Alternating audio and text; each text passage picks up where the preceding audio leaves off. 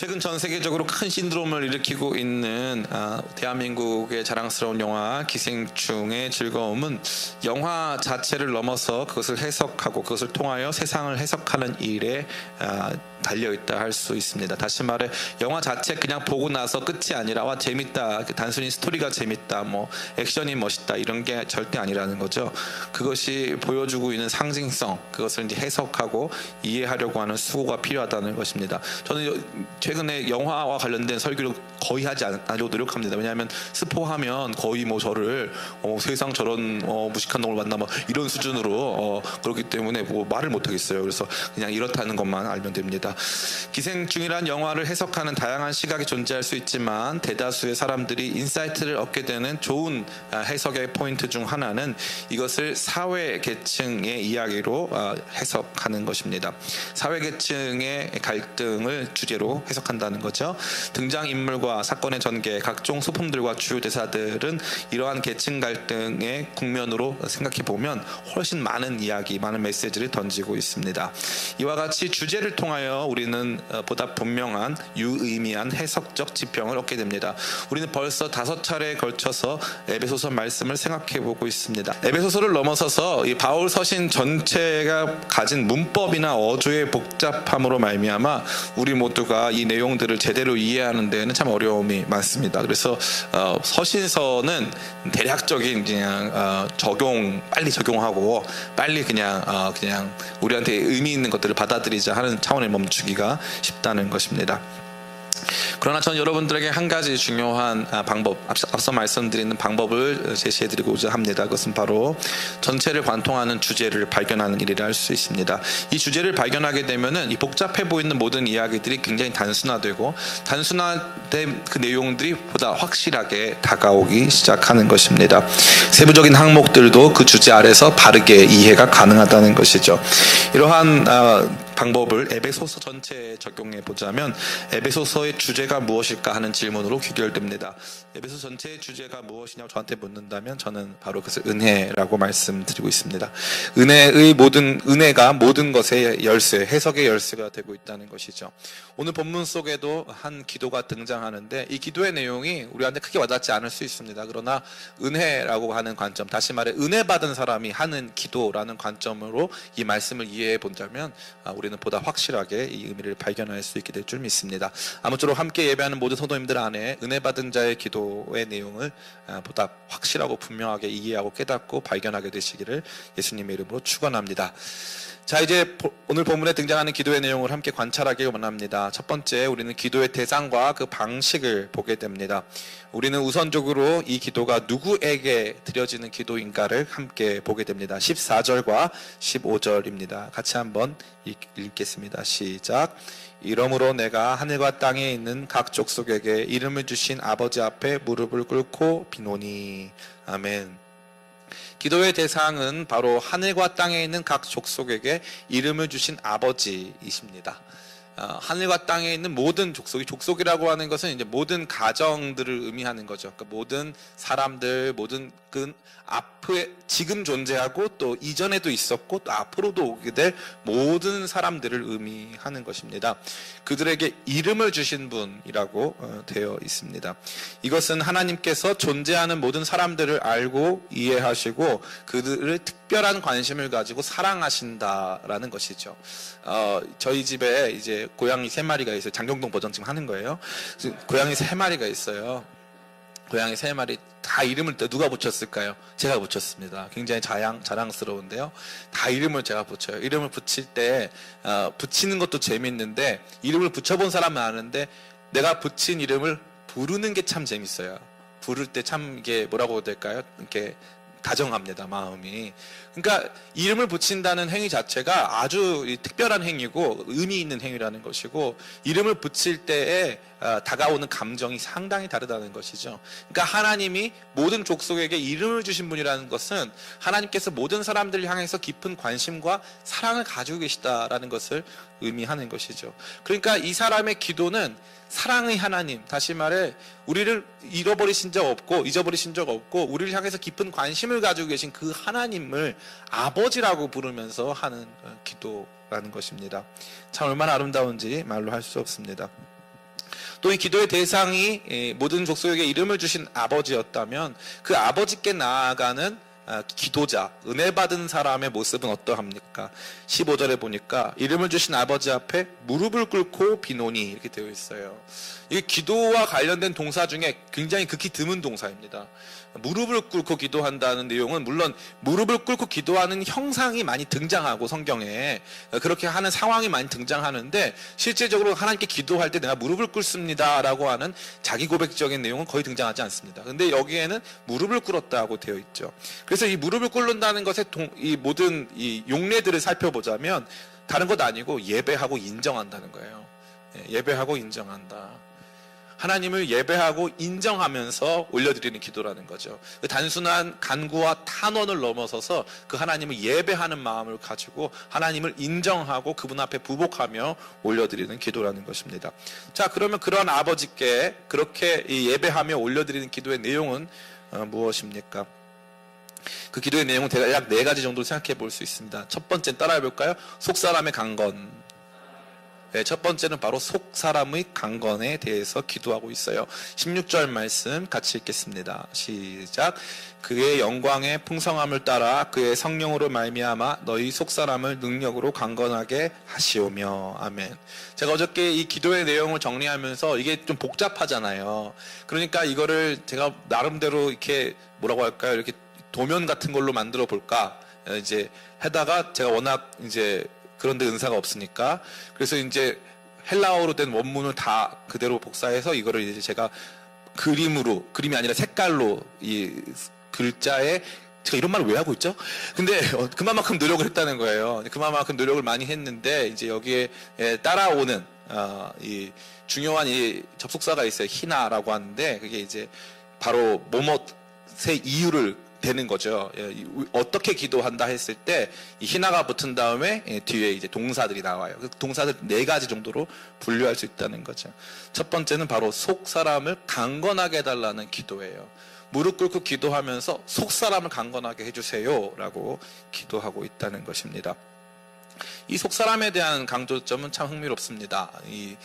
누군가를 위해 특별히 에베소 교인들을 위해서 기도할 때 사도 바울은 그들이 처한 여러 가지 핍박과 어려움의 상황에 주목하지 않고 도리어 그런 어려움 속에서도 우선적으로 중시돼야 되고 또 우선적으로 영적 유익이 필요한 지점이 있다면 그것은 바로 속사람이라고 경험한 거죠. 성령은 속사람을 강건하게 하시는 분이라는 확실한 진리를 갖고 있는 것이죠. 그래서 이 기도를 최우선적으로 하고 있다는 것입니다. 두 번째는 따라해 볼까요? 그리스도께서 마음에 계심. 제가 여러분 입 모양을 보지 못한다고 해서 여러분들의 소리를 못 듣는 건 아닙니다. 그렇기 때문에 괜히 이제 마스크 꼈으니까 안 보이겠지 하고 가만히 있으면 제가 다 안다는 사실. 그래서 마스크를 껴도 얼마든지 소리를 낼 수 있다 이런 생각을 제가 하게 하는데요. 네. 그래서 그리스도께서 마음에 계시기를 위해서 기도합니다. 17절 말씀 같이 읽겠습니다. 시작. 믿음으로 말미암아 그리스도께서 너희 마음에 계시게 하옵시고 너희가 사랑 가운데서 뿌리가 박히고 터가 굳어져서. 아멘. 참 너무 아름다운 말씀이죠. 믿음으로 말미암아 그리스도께서 너희 마음에 계시게 하시옵고 너희가 사랑 가운데서 뿌리가 박히고 터가 굳어져서. 이 그리스도의 내주하심 혹은 거주하심을 말하는 이 동사 너희 마음에 계시게 하시옵고 이 동사는 이것도 굉장히 독특한 동사인데 카테이케오라는 동사예요. 헬라어가 어려워 보이지만 중요 몇 단어를 알면 그 다음부터는 거기에 따른 이 변화가 일어나거든요. 이거 두 개 합성어인데 하나는 카타라고 하는 전치사와 오이케오, 오이코스가 집이란 뜻이거든요. 집. 오이케오는 거주하다, 살다 이런 뜻이에요. 그 동사가 합쳐진 거예요. 그러니까 어디 아래서 살아간다 이 뜻이죠. 그러니까 그리스도께서 우리 안에서 살아가신다는 것이에요. 단순히 잠깐 스테이 한다는 게 아니라 여기에서 계속 산다는 거예요. 제가 왼손으로 했더니 능력이 방금 나갔네요. 주께서 제 속사람을 성령으로 강건케 하셔서 딱 이렇게 했는데 저의 분노의 표출은 아니었습니다.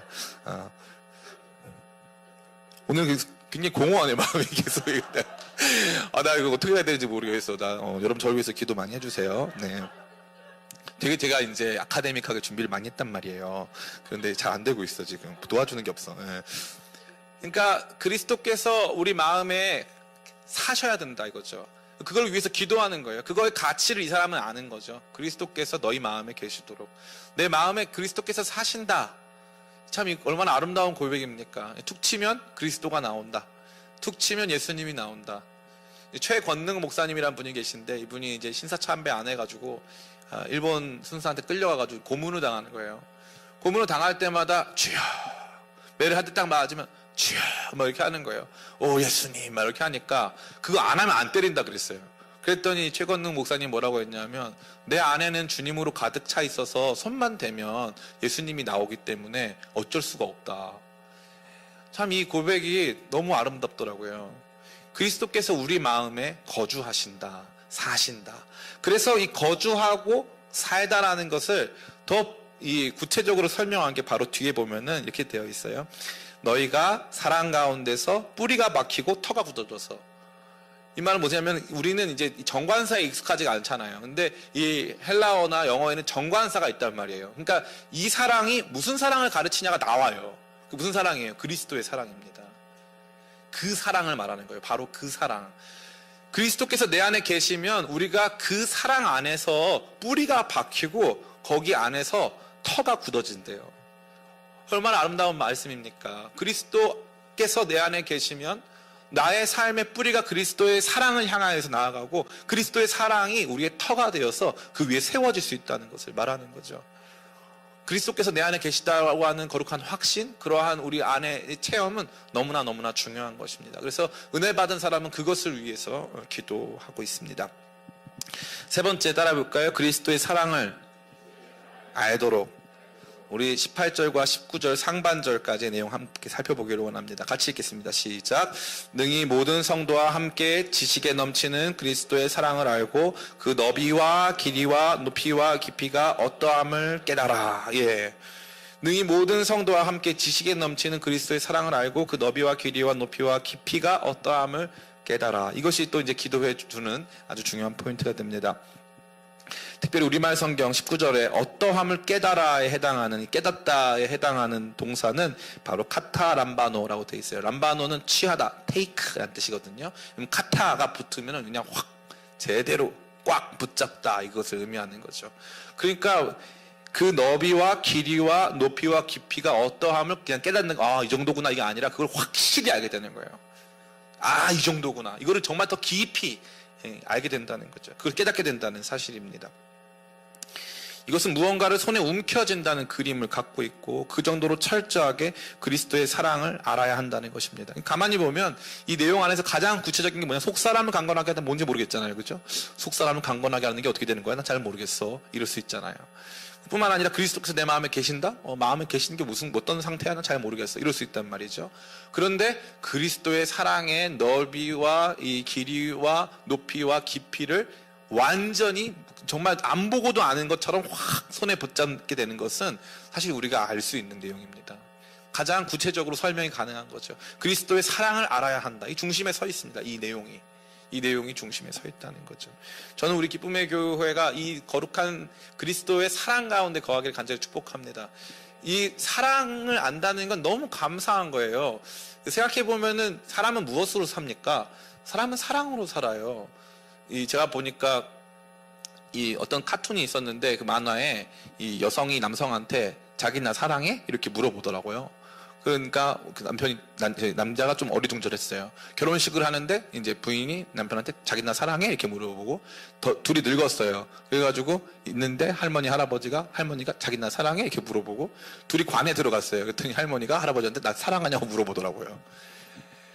우리는 사랑이 굉장히 중요한 요소예요. 부모에게 사랑받지 못하면요, 결핍이 일어나요.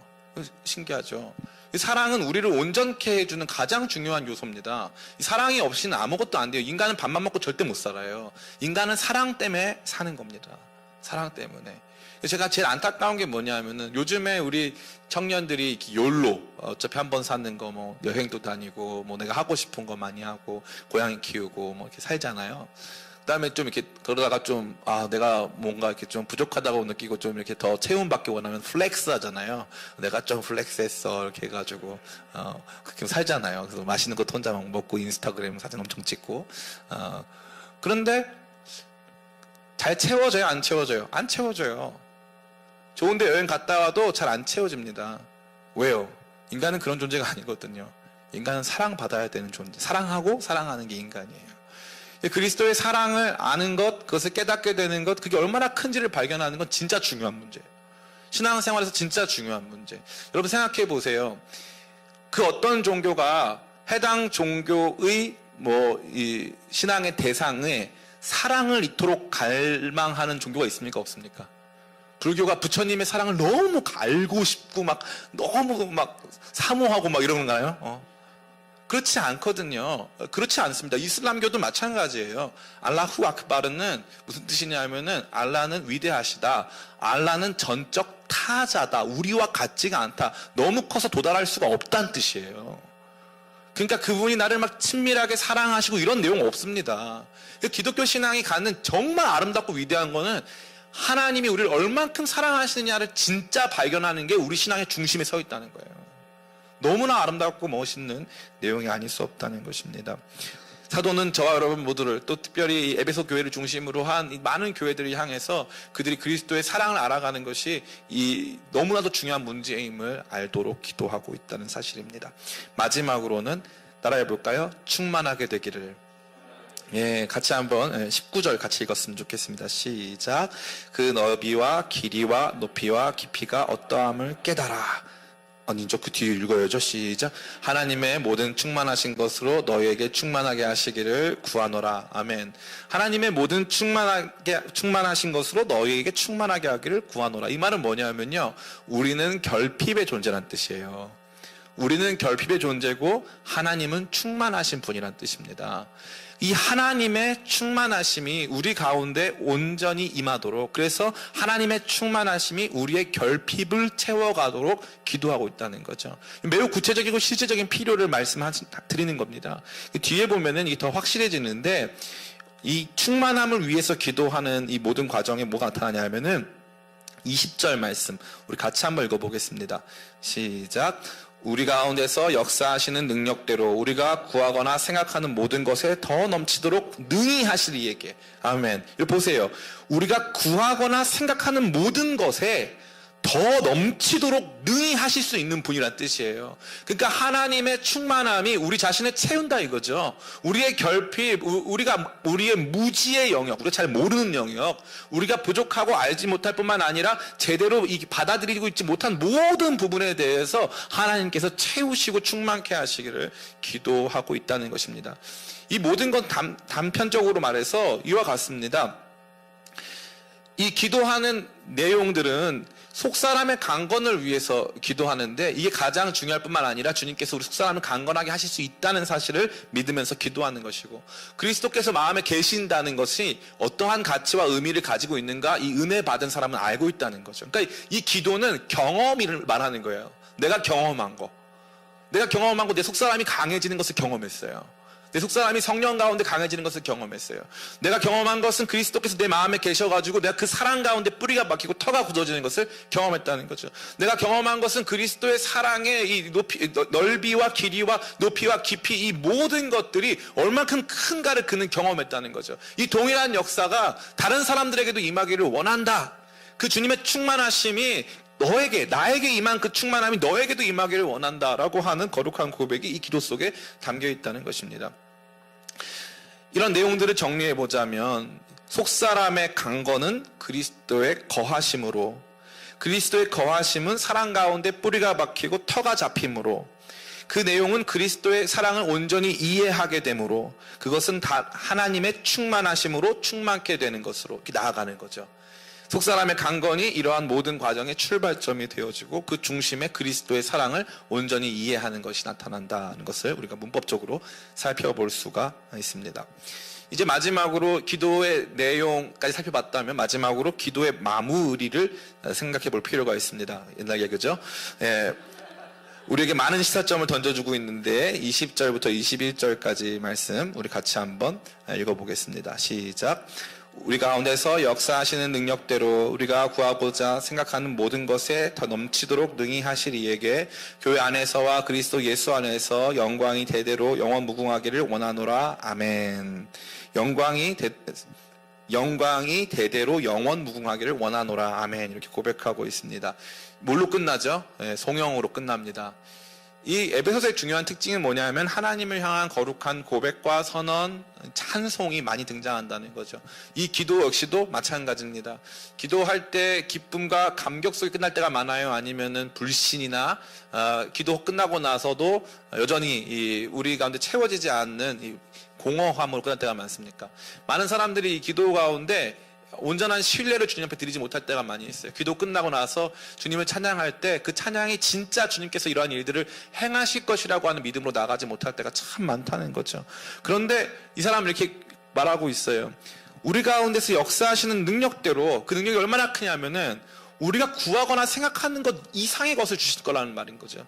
우리가 구하거나 생각하는 것 그 이상의 역사를 이루실 그 주님이라는 거예요. 주님을 향한 거룩한 고백과 선포가 있다는 거죠. 여러분의 하나님은 얼마만한 하나님이세요? 내 진로 문제는 해결을 하실 수 있는데 건강 문제는 해결을 못 하신다. 우리나라 문제는 해결할 수 있는데 저 우한 지역 문제는 해결하실 수가 없다. 우리가 생각하는 하나님의 크기가 있어요. 하나님의 크기, 그 하나님이 얼마나 여러분에게 크신 분이십니까? 근데 이 은혜 받은 사람은 이 기도가 감격과 찬송으로 끝나는데 그가 고백하는 하나님은 감옥에서 쓴 편지란 뜻이에요. 자기는 감옥에 있으면 그럼 기도가 누구에게 필요합니까? 에베소 교회에 필요합니까? 본인에게 필요합니까? 본인한테 필요하죠. 근데 본인을 위한 기도 안 합니다. 본인을 위한 기도 여기에는 없습니다. 물론 했겠죠. 그러나 여기에는 없습니다. 그의 모든 관심은 어디를 향해 있습니까? 모든 관심은 에베소 교회를 향해 있어요. 제가 우리 기쁨의 교회 이 목회를 하는 가운데서 아마 이 지금 시점처럼 저 자신이 긴장되는 순간이 없는 것 같아요. 왜냐하면 저는 옛날 사람이니까 메르스도 겪었고 사스도 겪었고 다 겪었잖아요. 신종플루도 겪고 조류독감도 겪고 다 겪어봤거든요. 근데 한 번도 교회를 전체를 폐쇄한 적은 없었어요. 단 한 번도 없었습니다. 해당 병원에 이제 응급실이라던가 환자가 발생한 그 지역을 이렇게 봉쇄한 적은 있는데 교회 나오지 말라고 한 적은 없단 말이죠. 근데 사실 우리 교회가 모였잖아요. 근데 이 모였을 때 그런 생각이 들었어요. 기쁨의 교회가 꼭 모여야만 할까? 그런 생각을 많이 했어요. 두려움을 갖고 오늘 오전에 우리 김수장님이 기도해 줬는데 정말 두려움을 갖고 나갔어요. 그러다가 제가 생각한 게 있어요. 사도 바울이었으면 어떻게 했을까? 이 생각을 많이 했습니다. 아마 사도 바울이었으면은 모이고 말고를 떠나서 편지를 많이 썼을 것 같아요. 성도님들에게. 편지가 엄청 많잖아요. 그죠? 로마서부터 편지가 엄청 많잖아요. 보니까 지금 영적인 어려움 속에 닥쳐 있는 사람들, 신앙적 공급을 제대로 받지 못하는 사람들을 향해서 메시지를 계속 주더라고요. 메시지를. 지금은 이런 상태입니다. 지금 이렇게 해야 됩니다. 여러분 이렇게 하셔야 하는 게 옳습니다. 이게 참 그리스도인다운 것입니다. 메시지를 계속 주더라고요. 그래서 제가 만약에 이 사태가 좀 장기화되고 우리가 이제 주중 예배라든가 주일 예배마저도 모이기가 쉽지 않다면 제가 정말 유튜브 채널 개설해가지고 이요한 TV 해가지고 저를 그런 거 안 하는 관종 같은 거 싫어하거든요. 근데 이번 기회는 이번 기회에 한번 해보자 이렇게 그런 생각이 들었어요. 그래서 계속 여러분들과 소통해야 되겠다, 영적인 공급을 줘야 되겠다는 판단이 들었습니다. 그 말은 뭘까요? 은혜 받은 사람은 삶이 자기 중심적일 수가 없다는 거예요. 자기 중심적일 수가 없어요. 신앙이 자기 중심적일 수가 없다고요. 누군가를 위한 삶이란 말이에요. 내 삶 내게 아니란 말이지. 지금 내가 고통당하고 있지만 내가 깜빵에 있지만 혹시 행여나 나로 말미암아 성도들이 상처받거나 혹시 행여나 이들이 참 믿음 가운데 거하지 못할 것이 너무 걱정이 되니까 그곳 생각이 난다는 거예요. 제가 우리 단기 팀한테도 누누이 말씀드리는 게 있어요. 제발 단기 선교를 추억으로 만들지 말아라. 나 거기 갔다 왔어. 나 그 나라 갔다 왔어. 나 그 나라 가봐서 그 나라 음식 먹을 줄 알아. 그딴 얘기를 왜 해요? 모든 관심이 그냥 해외여행 갔다 온 것 같아요. 우리 기쁨의 교회가 어떻게 합니까? 갔다 오면 그 팀이 1년 내내 존속되지 않습니까? 그래서 같이 기도하잖아요. 6주마다 한 번씩. 그 6주마다 한 번씩 기도하는 게 다른 교회에서는 거의 없는 거예요. 제가 옛날에 욕 많이 먹었습니다. 목사님은 너무 기쁨의 교회를 선교단체처럼 운영한다. 저도 그 교회 잘못된 건지는 모르겠어요. 교회는 선교의 주체였습니다. 너무 지나치게 자기중심적인 신앙에 빠져가지고 자기 문제가 너무 크니까 내가 두고 온 그 교회, 지금 선교사님 혼자 고군분투하고 있을 그 현장, 거기를 향한 눈물 흘린 기도가 안 나와요. 그거 없어, 신앙생활에. 그건 그때뿐이에요. 추억일 뿐이에요. 지금 잘 계신지 어떤 상태인지 거기에는 성도들 아른아른 거려야 되지 않겠습니까? 제가 이번에 우리 케냐팀 갔다 왔는데요, 너무 제 마음이 아팠어요. 왜냐하니까 거기 스트릿 보이즈들이 있거든요. 노숙 청소년들이 있어요. 거리에서 살 곳이 없어가지고 집에서부터 버림받아서 거리에 사는 청소년들이 있단 말이에요. 제가 이제 2016년 강서민 형제랑 한번 여러분 같이 우리 지체들하고 같이 가가지고 사역을 했어요. 거기서 이제 설교하고 2번 했어요. 2016년, 17년, 18년인가 두 번 했어요. 2번을 했는데 이 친구들 제가 2년 동안 안 갔거든요. 근데 이 친구들이, 그 노숙 청소년들이 왜 코리안 패스터 존은 안 오냐는 거예요. 저 왜 안 오냐요. 저 깜짝 놀랐어요. 저는 그 친구들이 저 잊어버릴 줄 알았거든요. 그리고 또 한 가지가, 왜 걔들은 아직까지 거기 있대? 제가 그 생각했어요. 왜 걔들은 아직까지 노숙 청소년이야? 빨리 회복해야지. 그렇게 했어요. 웃긴 건데 안 웃겨가지고 지금 굉장히 난처해요, 지금 상황이. 너무 힘들다, 진짜. 주여, 자기중심적으로 돌아가고 싶어. 그 생각을 진짜 많이 했어요. 그쪽 교회는요, 그쪽 청소년들은, 그 영혼들은 저를 기다리고 있단 말이에요. 나를 기다리는 사람이 있어요. 나의 메시지가 필요한 사람들이 있어요. 그 한마디, 그냥 너나 여기서 버림받았지만 니네 인생 가치 있다고 말해주는 그 한 사람이 그 친구들한테 너무 필요한 거예요. 교회는 그걸 기다리고 있단 말이에요. 그러니까 내가 내 마음대로 살 수 있는 게 아니에요. 지금 이 기도가 얼마나 간절하고 얼마나 아름답습니까? 왜 그래요? 나를 위한 기도가 아니기 때문이죠. 나를 향해서 내 문제를 향한 기도가 아니기 때문에. 여러분에게 묻습니다. 여러분 이렇게 기도해줄 대상이 있습니까? 이렇게 기도해줄 대상들이 존재는 하시냐고요. 눈 감으면 눈에 선한 그 교회들이, 그 영혼들이 눈에 밟히는 그 사람들이 있냔 말이에요. 은혜 받은 사람은 이 기도를 하는 거예요. 실현에 가가지고 눈물 흘리고 막 콧물 흘린 다음에 평생 그냥 나는 다른 사람 없이 나 혼자 내 믿음으로 가지고 살겠다? 웃기지 마세요. 그런 거 없어요. 왜 복음을 가짜로 만들어요? 진짜 은혜가 다가오면 그때부터 내가 섬겨야 하는 사람들, 내가 나를 기다리고 있을 것만 같은, 나의 도움이 필요한, 나의 영적인 도움이 필요한, 내가 기도해주지 않으면 안 될 그 사람들이 존재한다는 거죠. 이게 은혜의 실제입니다. 사랑하는 청년 성도 여러분, 전 여러분들이 이렇게 성장하기를 간절히 바랍니다. 누군가를 위해서, 어느 민족을 위해서 기도할 때 내 기도보다 더 간절해지고, 그들이 진짜 예수님을 알아가도록 마음을 다해서 힘쓰고 애쓰며 기도할 수 있는 사람들이 되기를. 그렇지 않으면 여러분의 신앙이 너무나 건조해지고요, 아무것도 여러분 삶에 유익이 없어요. 진짜 신앙이 뜨거워질 때는 언제입니까? 아무것도 아닌 나, 그러나 내가 그들을 향해서 던지는 작은 메시지, 그들을 향해서 다가간 작은 발걸음으로 말미암아 위로받고 그리스도의 사랑을 나를 통해서 발견하게 되는 그 수많은 사람들 때문에 내 삶이 가치 있는 것 아니겠습니까? 저는 여러분들이 그 은혜의 자리에서 다른 이들을 위해서 기도하는 참 은혜 받은 사람으로 서시기를 간절히 축원합니다. 두 번째, 이 은혜 받은 자의 기도는 속 사람을 위한 기도라는 거예요. 그들이 처해 있는 여러 가지 빈곤이나 또 여러 가지 이 박해 현장과 상황을 향한 기도가 등장하지 않습니다. 물론 그런 기도를 하지 않았다는 것은 아니지만 이 부분 안에서 보다 강조하여 기도하고 있는 부분은 바로 속 사람을 향한 기도였다는 거죠.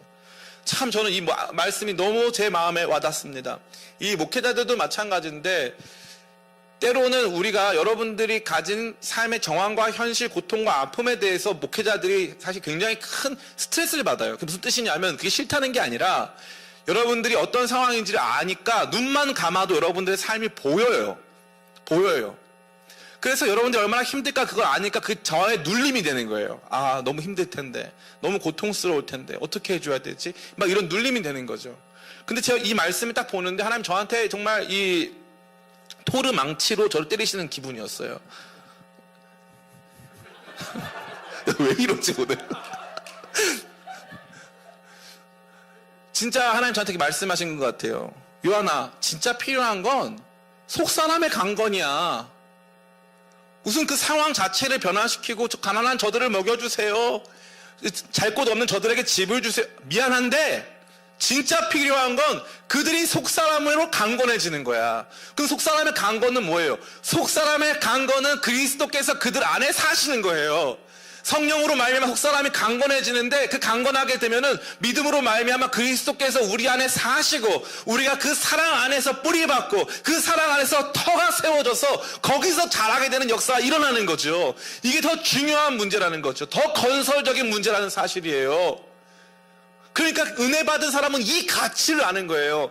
영적인 일의 가치, 속사람의 변화의 가치를 발견하는 거죠. 거기에 마음을 쓰는 거예요. 거기에 우리의 많은 관심을 들이기 시작한다는 것입니다. 주님, 저들을 속사람을 강건하게 해주세요. 이게 첫 번째 기도였어요. 출발점, 스타팅 포인트예요.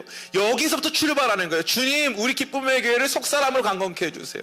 제가 여러분 앞에 회개하고 싶은 건 이 기도를 많이 못했어요. 여러분의 진로 위해서 제가 기도했습니다. 좋은 직장 가도록 기도했어요. 갔죠. 그런데 뭐 감사는 안 하더라고 저한테. 삐졌어요.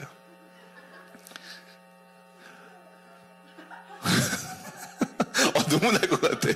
힘내세요 목사님. 감사합니다. 네. 갑자기 왜? 그랬는데 이 속사람의 강건을 위해서 기도하지 못했던 것 같아요. 여러분, 진짜 여러분들이 속사람이 강건해서 진짜 하나님을 알도록. 왜냐하면 여러분의 상황이 너무 급해 보였어요. 여러분들이 너무 위축돼 보였고, 이 문제가 좀 해결되기 위해서는 먼저 이 외부적인 일들 안에 좀 변화가 일어나야 될 것 같다라는 판단이 너무 많이 들었어요. 그래가지고 상황에 대한 기도를 많이 했는데, 여러분이 속사람이 강건해져서 여러분 안에서 그리스도께서 사시게 되는 역사를 위해서 간구하지 못했던 것 같아요. 죄송합니다. 근데 하나님께서 저한테 이거 가르쳐 주시는 거예요. 속사람의 강건이 훨씬 중요한 문제다. 이 여러분에게 던지는 메시지가 너무나도 큽니다. 여러분의 속사람은 그리스도께서 계십니까? 그리스도께서 내 안에 계시는 게 느껴지세요? 그게 너무 중요한 문제예요. 너무 중요한 문제예요. 그게 신앙생활 전체의 가장 중요한 문제, 가장 중요한 문제. 누구든지 그리스도의 영이 없으면 하나님의 사람이 아니라고 성경은 증언하고 있어요. 내 안에 그분이 계신가 이거죠. 아까 그 최권능 목사님처럼 나를 툭 치면 예수님이 나오냐 이거예요. 아니면 세상 얘기가 나오냐 이거죠. 여러분, 뭘 더 좋아하세요? 예수님 내 안에 계신데, 아니 저는요 집에 고양이만 있어도 여행 가기가 싫더라고요. 걔네 미안해가지고. 내 안에 예수님이 계신데 왜 내 삶은 바뀌지 않죠? 왜 내 삶의 이야기들은 왜 언제나 그대로죠? 내 삶의 이야기 속에 왜 그분은 왜 안 계시죠? 그러면 안 된다는 거죠. 속사람을 강건하게 해달라고 하는 기도가 너무나 필요한 기도였고 너무나 절실한 기도였어요. 이 속사람이 속사람을 위해서 기도하시길 간절히 축원합니다. 타인을 위해서 기도할 뿐만 아니라 속사람을 위해서 기도하는 일들도 여러분 가운데 넘치기를 간절히 바랍니다. 마지막으로 이 은혜 받은 자의 기도는 영광 가운데 예배로 올려드리는 기도라는 거예요. 얼마나 멋있습니까? 그냥 기도가 주님 저 이거 해주세요, 저거 해주세요, 네 이거 해주시면 감사하겠습니다, 저거 해주시면 감사하겠습니다. 마치 스타벅스에 가서 주문을 하면서 뭐 드시겠어요? 저는 카페라떼를 주시고요, 이 우유는 두유로 바꿔주시고, 그냥 이거예요. 기도가 이 하나님과의 예배, 하나님을 인정하는, 그분 앞에 무릎 꿇는, 그분 앞에 영광 올려드리는 내용이 없습니다. 14절 보니까 이러므로 내가 하늘과 땅에 있는 각 족속에게 이름을 주신 아버지 앞에 무릎을 꿇고 비노니, 20절에 보니까 우리 가운데서 역사하시는 능력대로 우리가 구하거나 생각하는 모든 것에 더 넘치도록 능히 하실 이에게 교회 안에서와 그리스도 안에서 영광이 대대로 영원 무궁하기를 원하노라. 주님을 향한 거룩한 찬양이 없다 이거죠. 그분을 향한 거룩한 인정이 없다 이거예요. 그러니까 이 기도가 완전히 메말랐고 완전히 조건적이고 완전히 하나님과의 거래밖에 남지 않은 거예요. 하나님의 크고 놀라우신 능력에 대한 감동은 전혀 없습니다. 가끔 그런 분들이 있어요. 목사님 너무 폼 잡지 마세요. 너무 막 폼 잡는 거 싫어요. 뭐 이렇게 전 좀 그런 편이잖아요. 막 폼 잡고 막 촬영할 때 좀 이런 편이잖아요. 그죠? 얼굴 자체가 좀 이렇게 광채가 좀 나고 좀 하니까. 저희 집사람 이름 윤 빛나니까. 네. 할렐루야. 네. 네, 오늘 정말 힘든 날이군요. 네. 여러분의 속사람이 성령으로 말미암아 강건해지기를 간절히 축원합니다. 그런데 저는 그게 필요하다고 봐요. 그러니까 우리가 기도하는 언어가 당연히 쉬울 수 있죠. 근데 여러분 만약에 신앙생활을 한 15년쯤 했어요. 근데 기도가 주님 저 힘들어요. 저 이게 많이 이게 싫어요. 그럼 주님이 너의 기도 너무 아름답도다. 참되고 진실된 기도로다. 이 기도야말로 내가 정말 가치 있게 여기는 그러한 마음을 다한 기도. 이렇게 인정해 주실 것 같아요? 아니에요. 아니에요. 꿈 깨세요. 유아기적 발상으로 신앙생활 하지 마세요. 신앙은 성숙을 향해 나아갑니다. 이 성숙은 지적 성숙까지 수반하는 거예요. 더 제대로, 더 신실하게, 더 품격 있게 주님을 예배하는 자리까지 인도한단 말이에요. 기도는 기도로 끝나서는 안 돼요. 기도는 찬양으로 주님을 향한 영광의 선포로 나아가는 거죠. 그러니까 가만히 봤더니 이래요. 처음에는요, 이 사람이 이 기도를 시작했을 때 타인을 위해서 기도한 것 같아 보이는데 마지막에 영광이 주님께 세세무궁하기를 원합니다. 주님께 영광이 있기를 원합니다. 이게 기도의 결말이에요. 그러니까 이 기도는 누구를 향한 기도예요? 주님을 위한 기도예요. 와, 이게 무릎을 치는 거예요. 기도의 수준이 너무 평면적이고 너무 단편적이었는데 이 기도 안에서 우리는 타인을 향한 거룩한 은혜 받은 사람이 타인을 향해서 기도하고 타인을 향해서 기도할 때 그가 갖는 기도의 우선순위, 기도의 중점사항이 그의 외부적 상황과 환경이 아닌 그의 내면에 있음을 발견할 뿐만 아니라 그가 위축된 마음으로 그냥 자기 마음을 토로하듯 흩어뿌리는 기도가 아니라 하나님을 향한 거룩한 감동과 은혜 속에서 그분을 높여드리고 그분을 위한 삶으로 나아가기 위한 송영, 찬송인 것을 보게 한다는 거죠. 제발 유치한 수준의 신앙으로 남지 마세요. 그게 무슨 뜻인지 알아요? 은혜 없는 사람들 특징 딱 한 가지 말씀드려, 배우려 하지 않습니다. 절대 배우려 하지 않아요. 나는 이게 다고 난 이거밖에 못하니까 지금 나를 받아주든지 안 받아주든지 이게 답니다. 그러고 나면은 기도가 너무 얄팍해져요. 그리고 언제 기도가 세게 나오나? 은혜 받은 사람은요, 언제 기도가 세게 나오냐면요, 문제가 있을 때 기도가 세게 나오는 게 아니라, 은혜 받은 사람들 중대한 특징이 뭐냐면은, 진리의 말씀이 더욱 밝아지면 기도가 세져요. 신기하게. 그냥 삶을 관조할 수 있는 능력까지 생겨요. 그런데 확실한 건 뭐냐? 문제가, 우리 엄마가 아파요. 우리 아빠가 지금 돌아가시게 생겼어요. 여기에만 멈춰 있으면 절대 안 된다는 거예요. 은혜 받은 사람의 기도는 조금씩 타인을 향해서 바다처럼 열리기 시작하고 친구 없으면 교회 못 다니는 딱 그 사람이 되는 거예요. 딱 그 사람. 전 여러분들 중에 그런 분들 한 분도 없게 되기를 예수님의 이름으로 축원합니다. 이제 말씀을 마칩니다. 에베소서 전체를 관통하는 이 이야기는 이제 이 이야기의 중심에 서 있는 사도 바울의 기도로 우리 가운데 나타나기 시작했습니다. 기도는 우리가 무엇을 얼만큼 믿느냐, 우리가 무엇을 얼만큼 체험했느냐, 무엇을 얼만큼 가치 있게 여기느냐를 송두리째 보여주는 우리 신앙의 매우 중요한 단면이라 할 수 있습니다. 이 기도 속에서 은혜 받은 사람은 내가 중심이 아닌 타인을 위해서 기도하기 시작합니다. 특별히 그 타인을 위해서 기도할 때 삶의 중심은 우리 외부에 존재하는 것이 아니라 우리 속사람의 강건에 있음을 그는 주목하고 그것을 위해서 간절하게 기도하고 있는 것입니다. 속사람의 강건은 그리스도께서 우리 가운데 내주하여 계시고 그분의 사랑 가운데 우리가 뿌리 박히고 그분의 사랑 안에서 털을 잡아서 일어나게 되는 것, 그것이 속사람의 강건이라고 강하게 말하고 있다는 것이죠.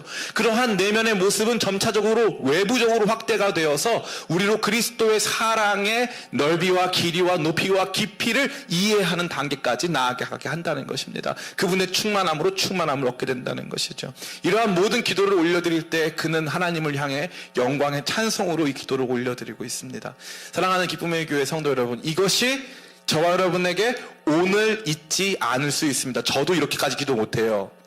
그런데 이것이 우리 모두가 꿈꾸고 기대하고 소망하고 언제나 우리 자신을 평가하는 거룩한 기준이 돼야 되는 우리의 지표가 되는 줄 믿습니다. 주님, 이러한 기도의 삶 살게 하여 주시옵소서.